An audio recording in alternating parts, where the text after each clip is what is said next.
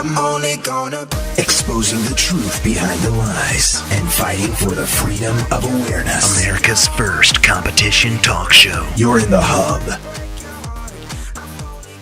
Welcome back to the Hub Internet Show all week long. It's our weekly week-long Globe Fest 2010, which is why we are drinking the tea rather than drinking the Kool-Aid like we had been in 2008.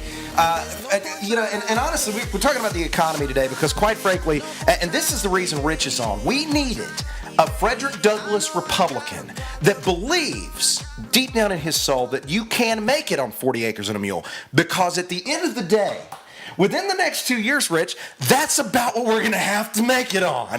So, I've got to bring this up because Bush 2, GW, is really making a comeback here recently. He seems to be all over the place throughout the first pitch of the World Series. He's got his book coming out in November, Decision Points, which, by the way, comes out right on top of, segue, the Mark Twain autobiography. Who sells more books? Mark Twain? Bush sells more books? Bush. I don't know. I've been waiting a century to find out. You know, he called his lover a slut. The woman that took over after Olivia. He calls her that in the book. So, I mean, it's a spoiler alert. Yeah, Mark Twain. Oh, okay. Yeah, Mark Twain. Like, okay. No. I mean, GW. No. Let's go the other way. Because then it definitely would sell more books. It would definitely sell more. There's scandal involved, and God knows there was no scandal involved in the Bush presidency, other than $3.7 trillion in additions to the deficit. But that's I digress.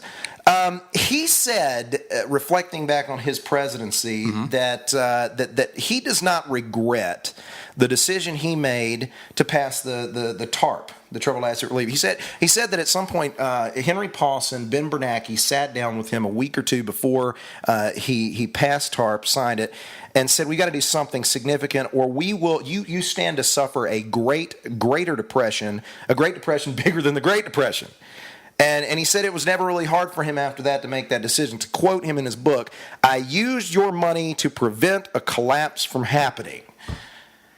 And I just think he used your money to open a Pandora's box that we may never see the end of. I mean, how do you get your head around that kind of a thought process? I mean, Rich, and first of all, I mean, at this point, now that we've got this to deal with, how do you pull yourself back? Now, going back to your lead-in with the Frederick Douglass Republican thing. Yeah. That would be completely contradictory to the Frederick Douglass way of thinking. Exactly. Okay. Because it's all about personal responsibility. And that's something that Bush started out saying initially within his administration, but somewhat strayed away from that. And we got to this thing where, like, we're going to solve all the problems of the world within this little vacuum. Mm-hmm. The vacuum lost all of its air, and we were left with TARP. But the bottom line is that he made a valid attempt, in my opinion, to try to fix a problem that was bigger than he was. He also mentioned in his article that that's one of the things he learned from his office, that, you know, it was not all about him, that it was about the other part of the things that are much larger. And so, long story short, he made a mistake, and at least I think he's somewhat admitting it by acknowledging that I did something that was bold, I did something that was kind of out there, but he at least has admitted it, which we can't say for the current leadership. And see, here's the thing. I mean, making bold moves kind of runs with the territory. It seems like in Washington, everybody says that they made bold moves when they were serving before, and that the other guys never make any bold moves, and then everybody claims they make bold moves. It's really, I think, part and parcel to breathing the air up there. So bold moves really don't impress me.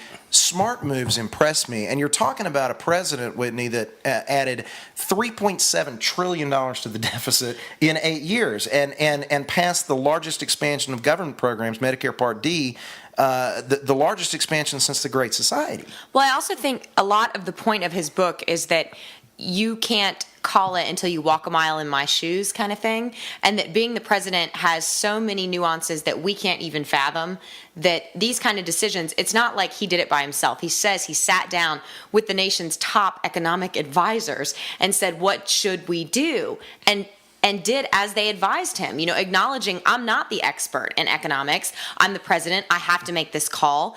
I'm going to do the smartest thing I know how to do, which is ask the people who do know what we should do, and then go along with their advice, which he did. Excuse me.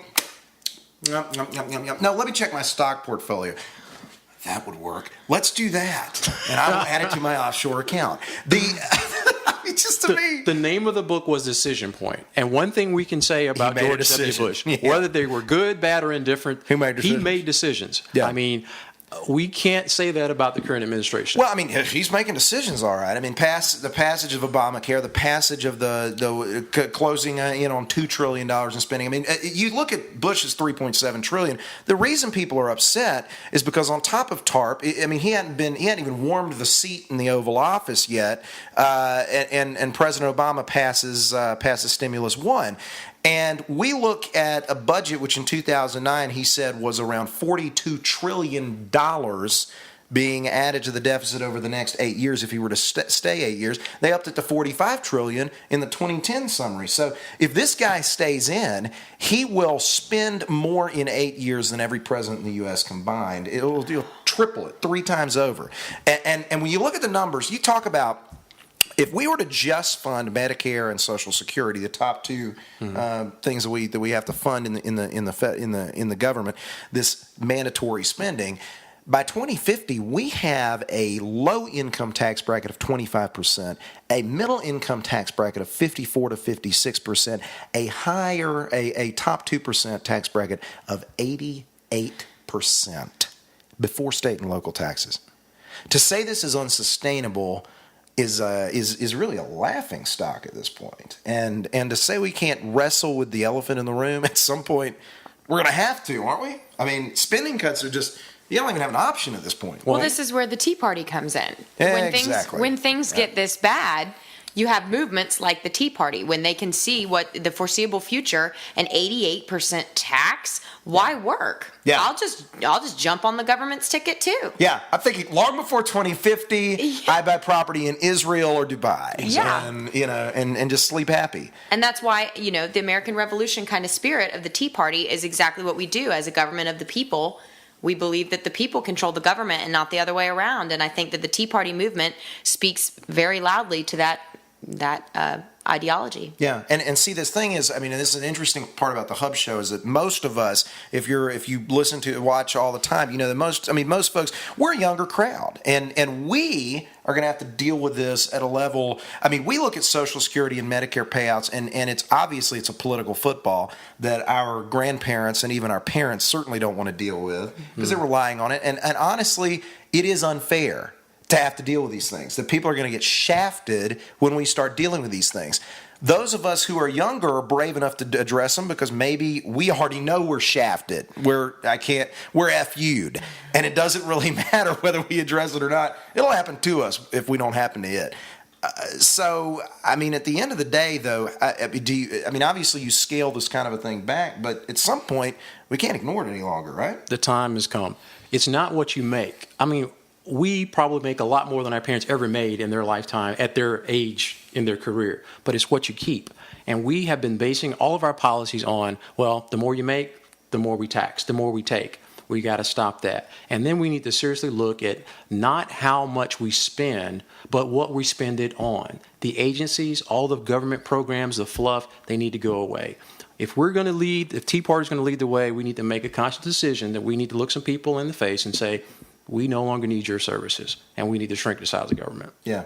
No, that's critical. And getting back to Bush's book real quick, do you think he wrote it, or do you think he had amanuenses? A lot of folks said he didn't read a book. I'm going to defer to Whitney, and I think he probably had his advisors give him a little bit of help. Well, I would say 100% he probably had a ghostwriter. You think so? Oh, yeah. Yeah, probably. Well, I think it would be a not smart idea not to, because he's not a professional writer. I think he's intelligent enough to have written a book, but it would not be a smart choice as a former president to not have a ghostwriter do it for you. The new guy got who? Jeremiah Wright, right? Kennedy wrote a book, though, didn't he? He probably had George Will do it. We'll see you tomorrow. Music hits me so hard, makes